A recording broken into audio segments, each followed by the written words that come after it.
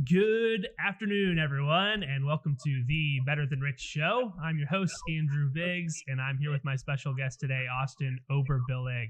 Austin, how you doing today, man? Good, really good. Excited to be here. I appreciate the opportunity.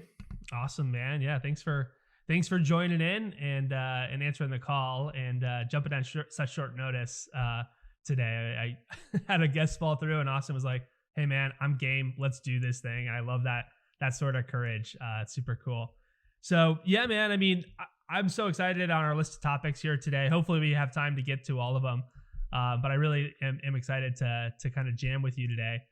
I thought we'd start with something that I think you are kind of a master at uniquely. I know you're a really humble guy, so you might not give yourself that much credit, but since I'm saying it, I hope you'll appreciate it. But that is the topic of productivity. You run a sales organization, a really successful business, and one of the things that you really do well, even if you just look at averages across your organization, but I think if you were to also look at other organizations as well, is productivity and getting the most out of your employees and your team. So, I know you're at like 100K right now for the month, which is, exceptional for this time of the year for your business. So, yeah, man, like talk to me a little bit about productivity. How do you walk through it? How do you think about it? And what are some of your productivity tips to get the most out of your team? Yeah, well, I think it starts. There's multiple phases, right? So whenever you're bringing somebody onto the team, I think a lot of people assume that that person's job doesn't necessarily start until the first day. But I think somebody's mindset going into a job is really important. And so whatever you can do to frame, anytime you're bringing on new employees or new hires or whatever the case may be, anything you can do, step one, to frame somebody's mindset coming into a new endeavor, I think is really important. And so we spend, me and my staff, we spend, a good chunk of time, the day before, the couple days leading up to, anytime we're training a new class of sales reps. And we spend time just talking to them on the phone or texting back and forth and just kind of framing their mindset for, what they're about to experience, and just having realistic expectations for, what's going to happen. And then I think, kind of the second phase, so to speak, is the training process, right? Which, depending on the company you're in, it might be a couple days, maybe a couple weeks. It might be less than a day. Mm-hmm. But I think the important thing about the training process, it's generally speaking, depending on the job, I think confidence is a little bit more important than knowledge in the very beginning. Mm-hmm. And so if you can help, a new employer, a new rep, or whatever the case may be, if you can help get them to a place of confidence, that's just going to help, with the knowledge curve down the road. And so we work really, really hard in initial training to make sure that they're confident and they're happy. Mm-hmm. And I think that's a pretty important part of phase two, so to speak, or phase two, as I would call it. Mm-hmm. And then after that, I think really it just comes down to knowing the numbers, and especially if you're in a sales organization or any sort of business where the numbers matter, which is most businesses at the end of the day. Mm-hmm. You have to know kind of your numbers, and it's even better if you can empower your employees to know those numbers as well, and know sort of the key metrics and the key levers in what's going to be important for their success. Because if you're succeeding but you're not tracking any of your numbers, and you stop succeeding, it's really hard to be confident that you'll be able to get back to a place of success, because you don't know where in the process that you fell short. And if you're not doing well and you're not tracking your numbers, then you don't know how to get better, because you don't know where, what aspects you need to improve upon. You don't know where the holes in your ship are, so to speak. So with a position like ours, which, I hire and train, accept and train sales representatives to sell Cutco Cutlery, which is a company that makes kitchen products essentially. Mm-hmm. The idea is that they are confident before they start whether or not they know everything about the product. And once they actually start and they've worked their first week, they've worked their first couple weeks, they know the numbers that are going to be important for driving the number of appointments they need, the averages that are to be expected, and how they can kind of measure and improve those numbers. So my old mentor taught me a long time ago: numbers measured are numbers improved. So Yep. um, you don't measure anything, you can't improve anything. So I think those are some of the sort of keys to productivity, and maybe just understanding that, you know, whether you have employees or contractors or whoever you're working with, happy and confident people will always perform better than people who are under the gun, in my opinion, so to speak. And so Mhm. making sure that the people you work with are happy and confident is priority number one, at least for us in our organization. Awesome, man. So Awesome. I love that. I love the idea of the KPIs, and it's just like, okay, what gets measured gets managed is another way of saying what I think you were saying there with the numbers. And it's like, so often I ask people, "Hey, how's business going?" They say pretty good. I say, "Okay, well, what'd you guys do last week? What'd you guys do this month? What'd you do this quarter?" And they say, "I don't know. I mean, I could probably look it up." That kind of answer. yeah, And it's like, well, you should probably know, right? Like, it's okay to be, especially when you're trying to instill a lot of new systems or new processes or new things in your business. Especially then, it's okay to get a little bit obsessed with the numbers. In my opinion, like if you're going to be I obsessed think with it's anything, necessary. right? Yeah. One of the things I did to take when I took over my business in India and helped kind of transform that organization, and we took it from 6 million to 30 million in revenues, was every 15 minutes the software would update with the new set of data on how many like calls we got and how many calls were dropped and what our average handling time per customer was and all these different stats in our back end system. And so, I just got obsessed, and every 15 minutes I ran the report. So I knew exactly what happened in that 15-minute segment. And instead of waiting a full day and then being like, "Hey guys, like what happened yesterday?" We're literally course correcting in the course, in 15-minute increments. And, people definitely feel a much different sense there when you get obsessed with the numbers. So I think that's a really good answer. I want to go back to expectations and working on the mindset of a new employee. I love what you said there. How do you want them to show up? Like you're talking about having the right mindset coming into a job. One of the things I also noticed for you is like when you hire somebody, you don't lose them. Obviously, I'm speaking generally. Obviously you lose some people, but you tend to have a higher retention rate than most. How do you want them showing up? Like, what are some of the things in their mindset you want that you want to check for coming into a new hire? Yeah, well, I think part of the reason that we have a little bit higher retention rate than some other organizations, number one is having great staff in place, right? Like a Mm, lot of the credit of the success of our organization goes to the staff that we have in place. Um, I wouldn't be able to do what I do on a daily basis, without them, and they make it fun to show up to work. So I think that's a big part of it. And then the second thing, as far as going back to what you asked with the mindset, I think it's important that uh, again they show up confident, and so you have to explain to them that if they're doing anybody who's doing something for the first time, any new endeavor, they're going to be nervous, right? And so a lot of times when we're doing something that we've never done before, the our brain is constantly trying to fill in the gaps of what we're experiencing on a daily basis. And if there's too many gaps, oftentimes what gets filled in those gaps is doubt, and I don't think I can do this, and second guessing, and sort of like an adrenaline response to something new. And you want to try and avoid rash reactions, or sort of rash decisions. And so I think one of the things that we do a little differently than a lot of organizations is we're very honest with them and let them before training and in training, hey, just so you know, over the next couple of days, you're going to feel super nervous, about some of these things, because mm, putting yourself out there and getting on the phone and learning to sell, that's a big deal for a lot of people, especially Gen Z or millennials these days. Um, it's a scary thing, for that's not the primary method of communication for that generation. mhm. And so, speaking on the phone is what I'm talking about. And so letting them know, hey, here's how you're going to feel in the process.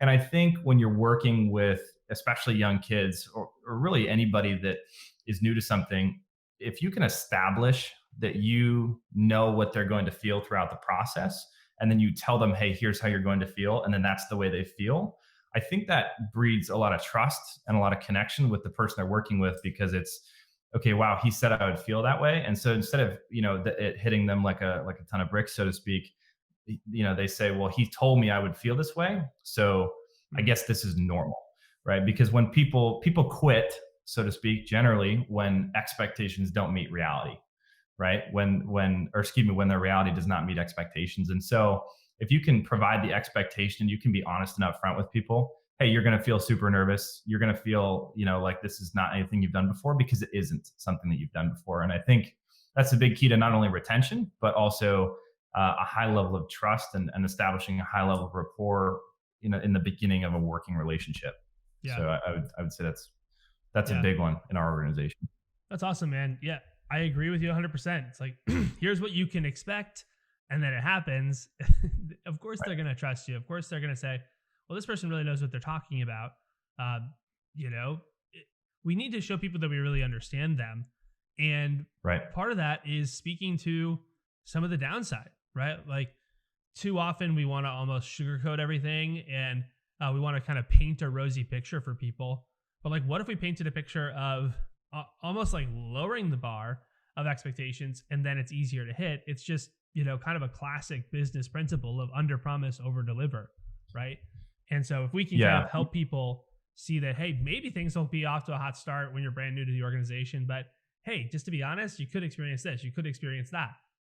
All of a sudden, in those cases where that happens, which maybe is half the time, or it's a third of the time, or some percentage of the time, that's far off from zero, they're going to be happy still. And it maybe doesn't, they don't shoot out of the gun like you'd prefer or they'd prefer, but they stick around. They do really well. They learn, they get better, they gain more confidence. They're having fun, they're growing.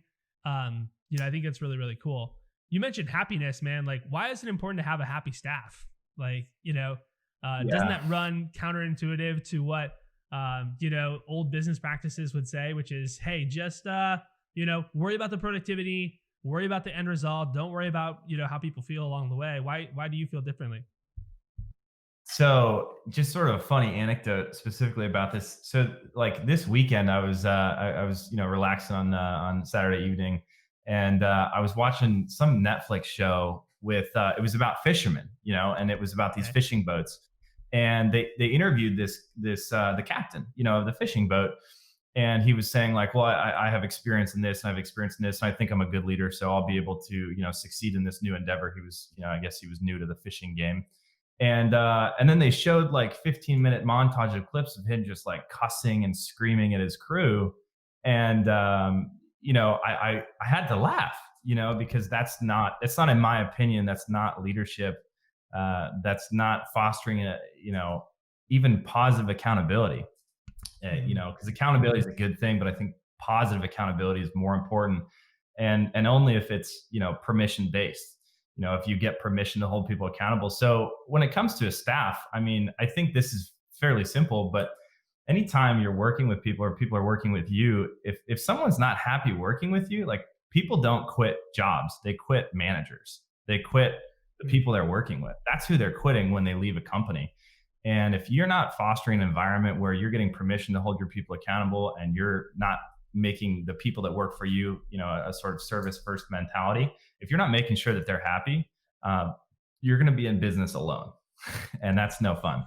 Mhm. I mean, that's blunt, but there were points in my career, I should add, where for the first like year and a half I was open, I didn't yet understand the sort of balance between accountability and making sure that people feel the love and the care there. And again, something my old mentor taught me, and this is probably a phrase that he took from somebody else, but people don't care how much you know until they know how much you care. And so Mhm. if you're not demonstrating on a regular basis that you care about the staff that you work with, they're not going to want to listen to any of your guidance, they're not going to want to listen to any of your accountability, and eventually that they're just not going to want to work with you anymore. And so I think that's something I really had to improve, when I first opened my business, because I don't necessarily think it's natural for anyone. And I think there's a lot of bad examples in the media of sort of management versus leadership. Because in a Mhm. traditional organization, if you're a manager, if people quit because they don't want to work with you anymore, usually there's more people in the pipeline to kind of take their place. Um, and I think that sort of fosters a really negative uh, chain, chain of Mm, events. I think the mhm, media kind of plays into that when I say the media, I mean, movies and television, things like this. It's sort of pounding on your chest and screaming at people is not, it's not the way to get things done anymore. mm, And I think in unless you're in a very specific scenario, I would say sort of battlefield mentality, or wartime mentality, then maybe you need to get your point across. But other than that, I mean, your people being happy and confident and wanting to work with you is paramount to the success of most businesses. So totally, I totally. yeah. Awesome. By the way, guys, we are live. So if you guys have any questions for Austin, this is some really good stuff already. So if you have any questions for Austin, drop it in the in the chat here. Um, We love not, questions. all right, yeah, totally, and we can answer them here. So somebody actually just said, "Hey, I love what Austin brings to the table, and I love receiving his leadership every single day." So it's a testament to your skills, Austin. I think that's really cool. It's interesting what you said about like the media and portraying business people. I don't know, this might feel a little bit off topic, but I was reading this book and they said that, when they're talking about portrayals in film and in TV, um, the business person is oftentimes the villain. And it was like they're four times more likely than any other profession to be cast as the villain, and to be like the bad guy. And I just found that to be really intriguing that, our society is subtly presenting us with, business people are bad, they're out to take advantage of you, salespeople are out to, and they're not just villains in like the traditional sense, like they're trying to get their money, like they're really casting them as like murderers and like, Yeah. rapists and these sorts of things. And that's like the message that we're putting out there. I think it's really intriguing. And we need to be paying attention to how the culture subtly influences people's opinions on, people that they work with, because I think a lot of people have distrust for business leaders simply because of some of the, portrayals they've seen, which is, I thought that was interesting. Anything you want to say on that?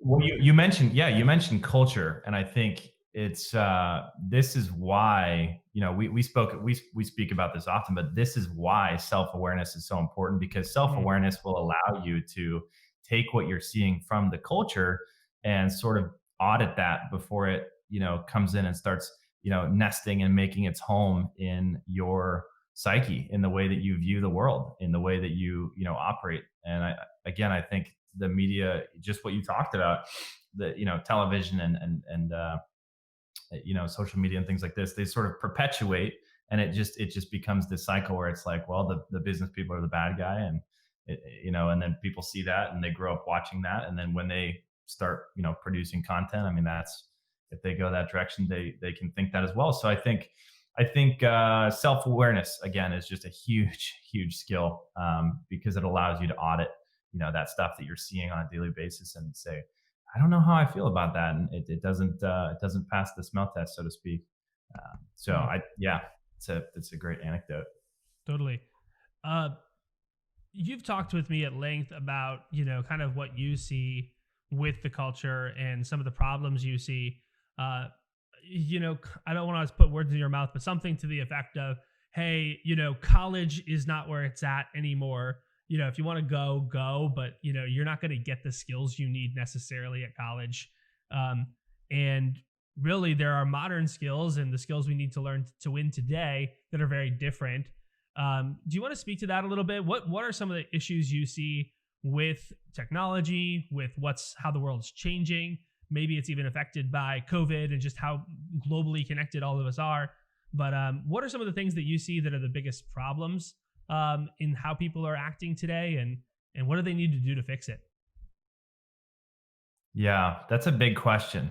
And I Definitely. think whoever can solve Yeah. whoever can solve that question is going to do a lot of good, in Mm, the world, and undoubtedly make a lot of money. But if I can attempt to even solve small pieces of that, with certain people along the way, I think I would call that a win. But I would probably sum it up with like the term best practices. I think mm, like best practices, when people think of best practices, they think of like, what are the best practices that are working right now. And we have a country of 340 million people, and we really have not overhauled our education system in a really long time. And so, we have not taken that system and say, okay, what are the best practices that are working right now? It's a very slow moving system. And anytime you have hundreds of millions of people involved, it's going to be a slow moving system. But like you mentioned, COVID this year, we've seen countries, all over the world, change best practices, essentially in a heartbeat. My company as a whole, Vector Marketing, we had to, we've been a business for 40 years. We've been a business that operates on, face to face interaction with our customers. And in a matter of 30 days, we had to essentially switch to a completely virtual approach. And, we work with tens of thousands of students every single year. And that was a huge shift for us in an incredibly short amount of time. We did 5 years of growth, or 6 years of growth, I would say, in a matter of 5 weeks. And so it is possible to take large organisms and large corporations and just large groups in general and sort of and pivot. But yeah, when I think about the education and system as a whole and what people are learning, the word best practices is it's not being met. Best practices are not being met. They're not being reviewed. They're not being reflected upon. And so I think the responsibility is on companies and, unfortunately, young people to sit back and say, okay, well, if I'm not receiving the best practices right now, from the path that I'm sort of being pushed towards in most cases, then I need to find those best practices on my own. I need to research what those best practices are and maybe augment my education with that, or just go another path. And you're seeing a lot of students do that today. At the end of the day, college is a business. It's a for-profit business in a lot of cases. And it's a business that is not working very well, but somehow continues to profit every year and go unchecked. Probably because sort of the societal norms that we've sort of built into what success means. I remember having a huge chip on my shoulder, because I didn't finish college, and I remember early in my career, being very like sensitive to that. And I think it was because I felt so much outward pressure that, I wasn't going to be able to be successful if I didn't go to college. I went to college for community college for a month and a half, 2 months, and then I remember sitting in class and thinking, this is just not for me, you know? Mm-hmm. And then, but I was fairly alone in that decision, because when I was looking around, there wasn't a lot of examples around me at that point in time in my life where I was like, oh, that person's really successful. They don't have a college degree, besides these sort of uber successful people, the Steve Jobs of the world who didn't finish. But I don't think, I think it sets up a false dichotomy as well, that like you can just drop out of school and become successful, because that's not the case at all. I'm very pro education. I just don't think that best practices are being met in general right now with the system as a whole. And so I think people need to evaluate that and really figure out the direction that they want to go. Right. And again, you could bring in, like it's very difficult to be a parent, right? Because the best practices that worked for you may not be working anymore. Those might not be the best practices. In fact, they're probably not the best practices. Without dropping too many pills that are hard to swallow, so to speak. I think it's a tough time to be a parent, because you have to you got to teach things that maybe you never learned, and you got to have the confidence and the wherewithal to let the youngsters, so to speak, kind of lead the way. So parents and managers and leaders of organizations, all the above. Right. Yeah, there's definitely if you're going to be a parent, if you're going to be a leader, keeping your ear to the ground and understanding the culture, understanding the shifting landscape. I've watched a lot of people pivot on a dime, like you mentioned, like your organization. I've also watched a lot of people, kind of be the old dog that couldn't learn new tricks and kind of have their ass handed to them on a silver platter, for a lack of a better phrase there, because they simply were too ingrained and too comfortable doing business the way they were, and things are changing very fast. And so if you're not going to be attuned to that and attuned to some of the best practices, then you're going to be hurting. And I think that that's the case for listening to a show like this, or engaging with different podcasts that are out there, and different materials that are out there to learn. Because yeah, man, like it's pretty much a necessity at this point. Otherwise, you might really lose your business entirely. Getting back to the whole college Yeah. degree thing, I totally agree that there's definitely a bubble, right? That's gonna burst at some point on that market. And because the value does not exceed the price, right? You're paying 100 grand or 200 grand to get a piece of paper, and it's not providing that much value to you, other than a little bit of prestige, and maybe are moved up the interview chain a little bit, but for the most part, it's pretty lackluster in terms of the value you're receiving for your six-figure education. And it's really more so a time for you to kind of find yourself and get to meet friends and have fun and joke and party a lot, is what I see a lot of people do. Is they spend a lot of money just to have fun for 4 years, which Well, is and really not a great strategy. But what were you gonna say? yeah, yeah. Well, I just speaking to that. I mean, I think I've cooled down a lot in the last couple of years. Because I sort of had to like learn, like, well, I'm not anti-education. I'm very pro-education. Mm-hmm. I wouldn't even say I'm anti-college. Like, my position is a great position for learning. The company I work for is really carved out a niche where they really prepare people, from a business standpoint.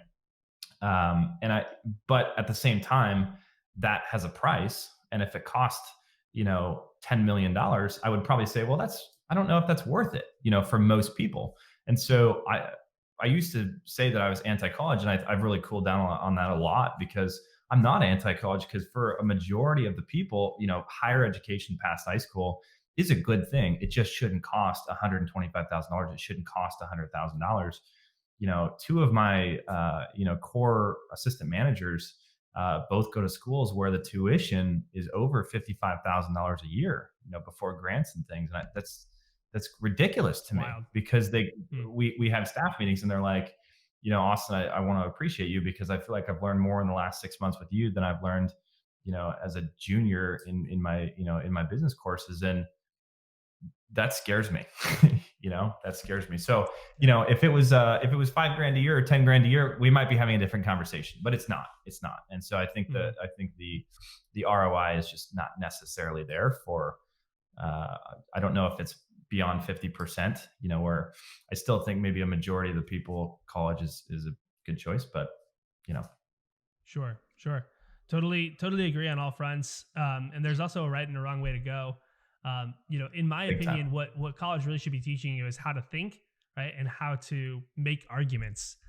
Quite frankly, because if you can think clearly and think, in a data-driven way, and then also create compelling cases using that data and using that information and using logic and reason, you're going to be a very, very sharp employee that's going to be very, very useful in the marketplace.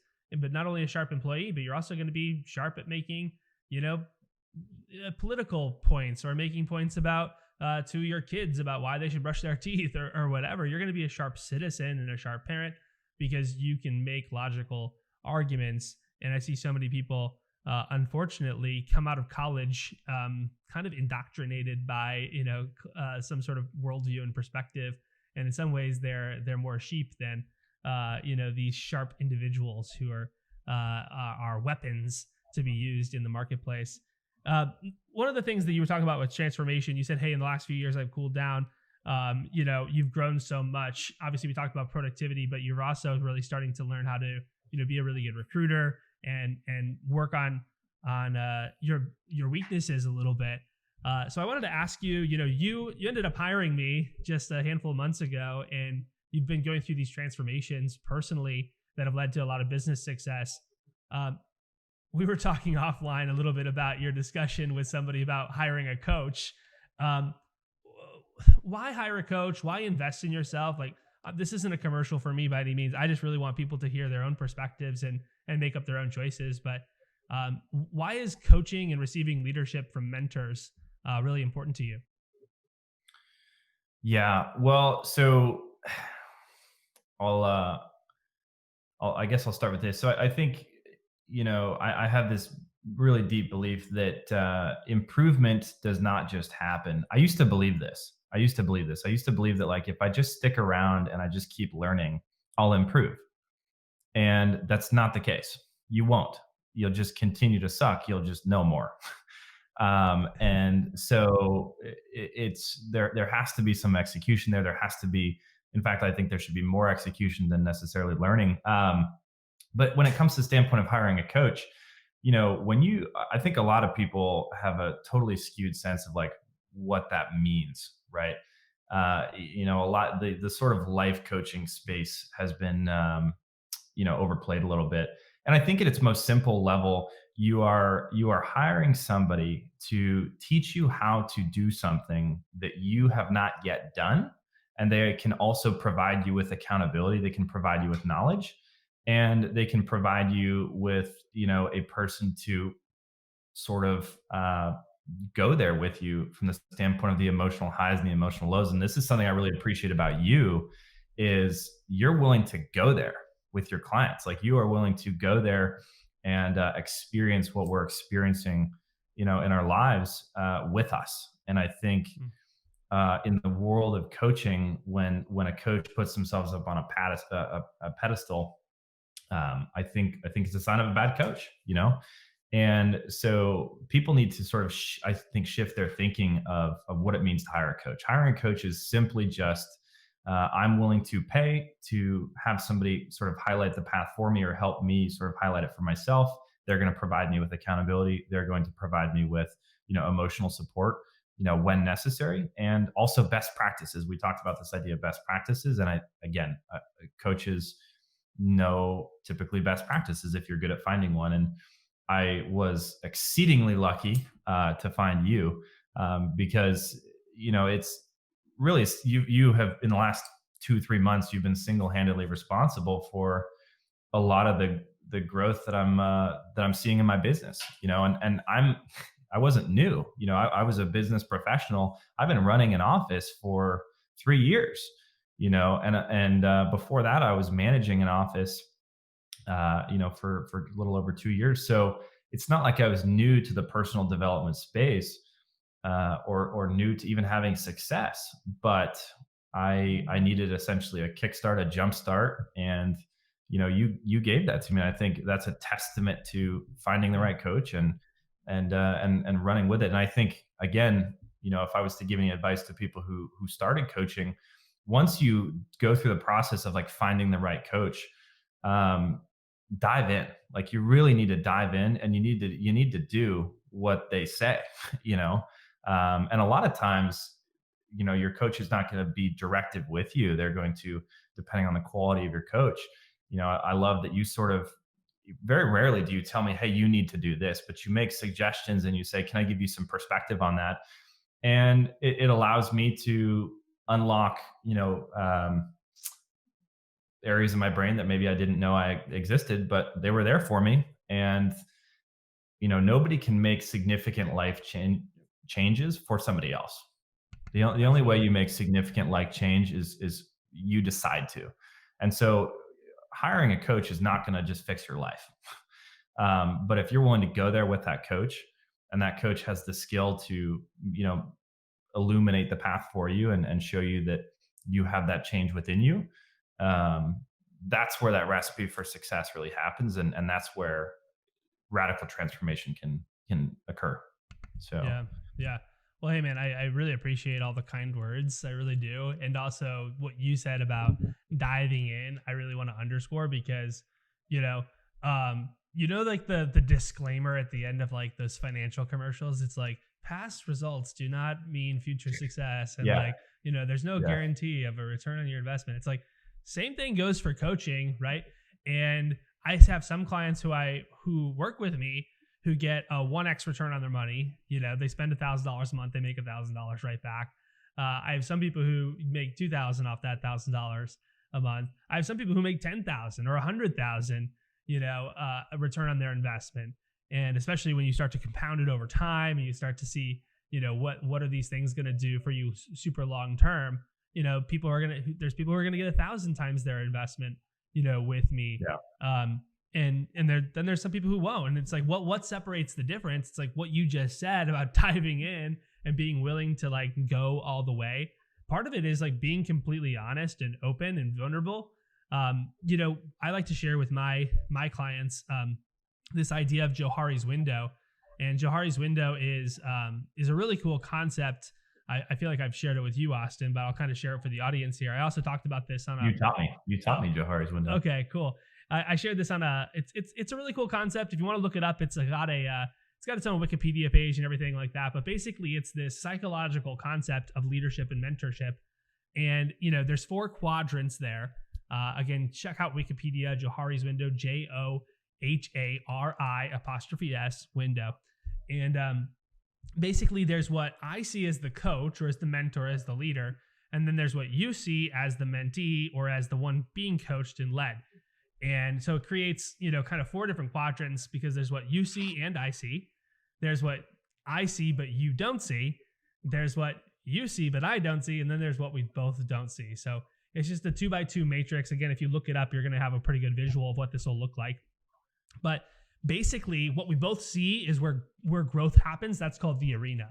We've entered the arena. We can start to make change. We can start to make, huge strides forward, because we both agree, hey, there's a problem here. You have a limiting belief. Do you see this? Yes, I do. Okay, now we can actually work on it. So that's the whole idea of leadership and coaching, is to push everything into the arena so they can actually be worked on. But here's the problem. There are some things that you as the client or the mentee in any sort of leadership or management relationship can't see. And that we call the blind spot. And I like to say that our blind spots are tattooed on our foreheads. And so literally everybody can see them except for us. And it's like so obvious. I'm sure you all know people who have blind spots, and it's so obvious to you and everyone in their lives that they have this blind spot, that they are unwilling though to see it. And so it's the coach's job to point out those blind spots, and it's the mentee's job to, instead of get defensive, which is what most people do, to actually get excited and rejoice when you're having a blind spot pointed out. This would be really, really useful, considering that we're only days away from an election and people want to understand different people's worldviews and perspectives, to maybe consider that maybe you have a blind spot in your worldview, no matter who you're going to vote for, and try to understand what the other side is thinking, because just as firmly as you believe what they believe theirs just as strongly as you do. And they're totally opposite beliefs, but there's something there for you to learn. And so be excited when you have a blind spot pointed out. Now, the one I'll just real quickly wrap this up. The one where the coach doesn't see, but the client sees it, that's called the mask. And the whole point there is to lower the mask by being vulnerable and sharing openly, and just having open, honest discussions. And so, it's really important when you're working with a coach just to be honest completely 100% of the time, no matter what. Obviously, it's really helpful if, like in a relationship like mine with my clients, it's all confidential, but you want to have that happen. And then, of course, there's the unknown potential where neither of you see it. And that's the 4th quadrant. And that's just revealed over time. So I just felt like that's a really good little lesson to bring in, because not enough leaders think about the fact that really all of your relationships in a business, if you're a leader in any way, if anybody reports to you even a little bit, you're their coach. Like, you are their coach, and it's your job to help them, get what they want in life. And that requires you being willing to point out their blind spots, and creating enough psychological safety for them to be open enough to be vulnerable with you. So anyways, that's my little rant about Johari's window. Hopefully you guys definitely like anything resonating for you over there. Yeah, I have a quick thought on that. So, yeah. You spoke about like you should get excited if somebody points out, if your coach points out something you're doing wrong. I always tell my reps this and my staff this. I'm like, if you're doing something wrong, that's fantastic.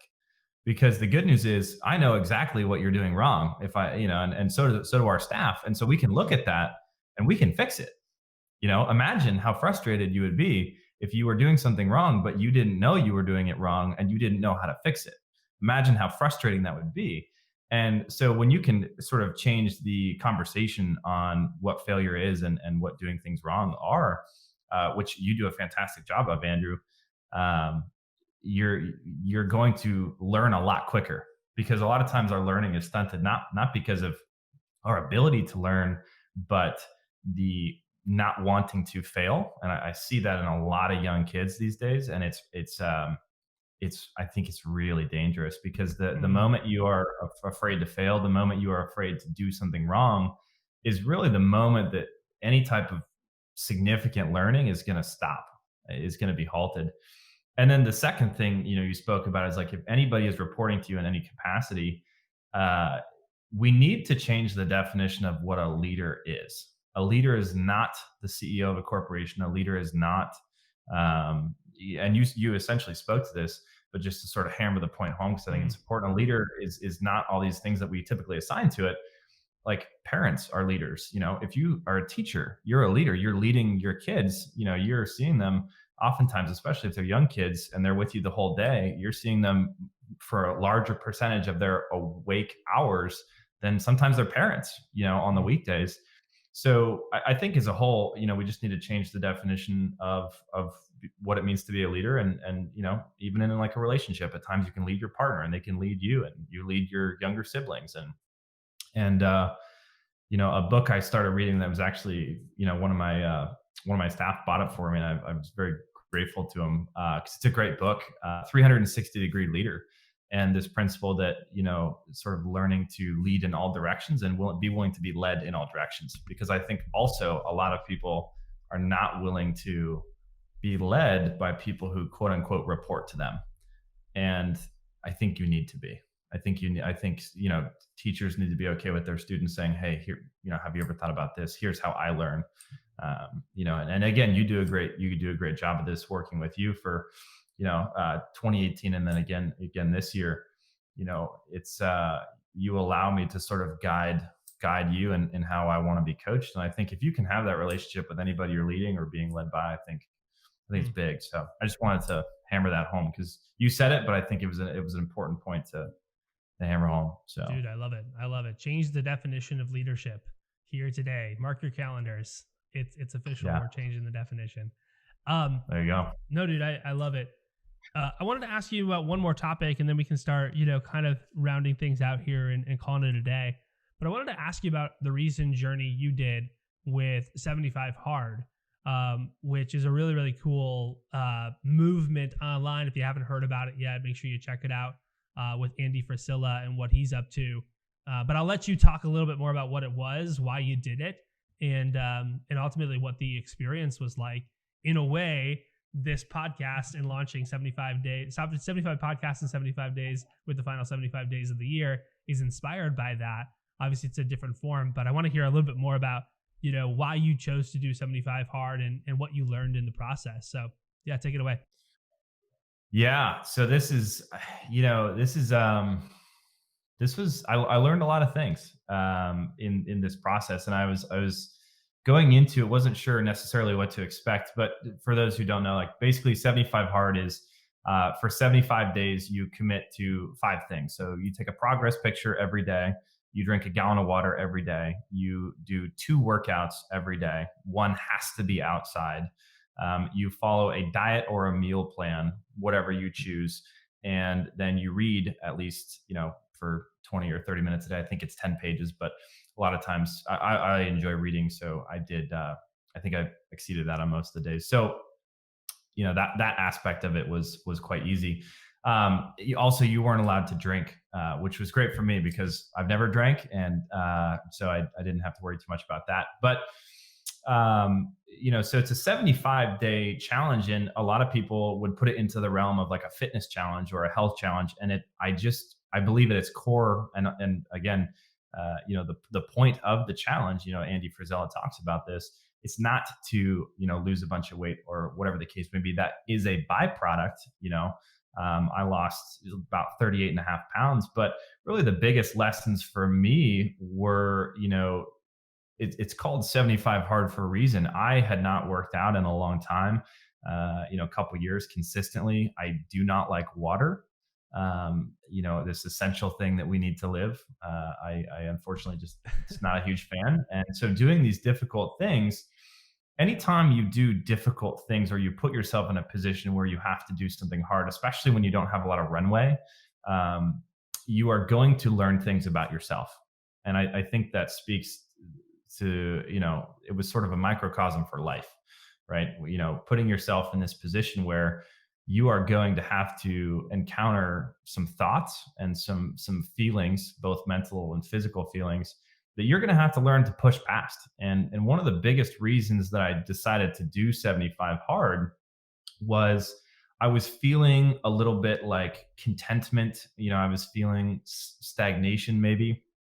And I'm like, well, I'm unhealthy as shit. I drink a bunch of, energy drinks every day, like 4 or 5 energy drinks a day. I haven't worked out in years. This is just not the way that I want to be. Like this is not how I would, this is not how I would imagine the leader that I want to be treating their body, treating themselves. And so I committed to, the process. And I told people, in my network, for accountability. And I said, accountability welcomed, doubting is encouraged, because I knew that people would doubt me because I was, pretty unhealthy as far as my regime. And really the only thing, part of the challenge that I did consistently was the reading before the challenge started. And so uh, it was just a great experience. It ended a couple weeks ago, and it kickstarted my. I think more importantly, it kickstarted my sort of belief that my health and my personal development is on a daily basis is so important, and it's a huge priority for me going forward. Making sure that my health is there, and also I found myself reflecting a whole lot more during 75 hard. And it sucked. Like, I remember at the beginning, I was super exhausted, like I couldn't make it to like noon or 1, for the first week or two without being just totally smoked.